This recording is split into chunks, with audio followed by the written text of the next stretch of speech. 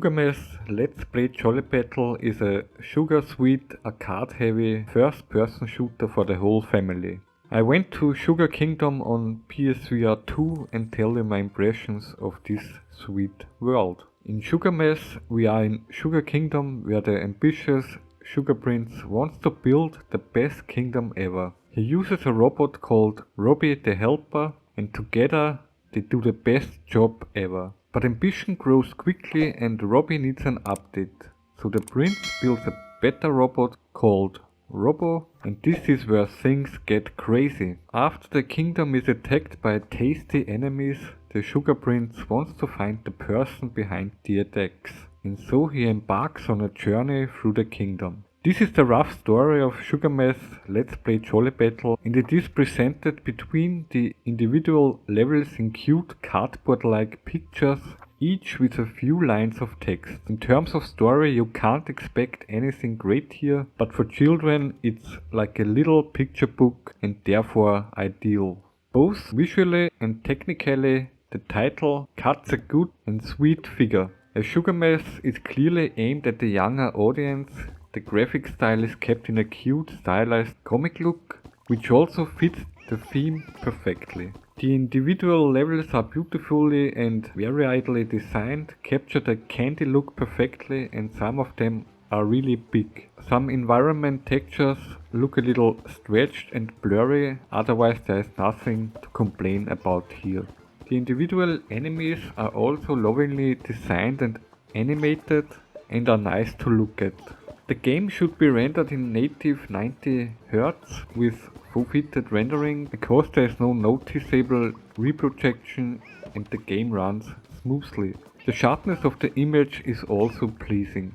The sound of Sugar Mass is not always quite as sweet as the rest of the game, but it's still usable. Our cake opponents always make some kind of noise when they fly towards the player or when they are hit, but it's nothing earth-shattering. The background music is good but can become quite annoying in the long run. During the musical gameplay elements and the boss battles, Sugar Mass shows its greatest strength in terms of sound, which is a real feast for the ears.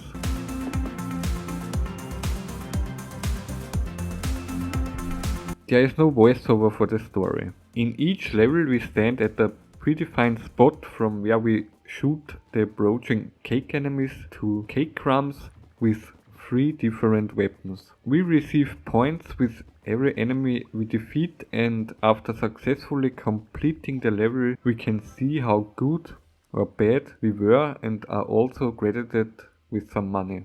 If you want to score more points, you can play each level again and try to achieve a better high score. We can invest the money in additional weapons, and as mentioned, there are 3 different ones available for purchase from a vending machine. The weapons level up when used up to a maximum level of 3. Each have different properties and behave differently, which is noticeable when playing. We can also play a small retro minigame on the aforementioned machine, but this is not so easy as the virtual joysticks reacts very slowly to our hand movements. There are also various power-ups hidden in Sugar Kingdom or in the individual levels and bosses that need to be discovered. These are also urgently needed as many enemies shoot at us or fly towards us quite quickly, which often means virtual death, and we have to restart the level. The level of difficulty is sometimes really tough and maybe a little too high for kids, as you can't change the difficulty level. The gameplay itself is varied, because sometimes we drive through the level with a minecart, then there are a few musical interludes, such as in Ragnarok, where we have to solve a few small puzzles. That loosens up the gameplay and is fun.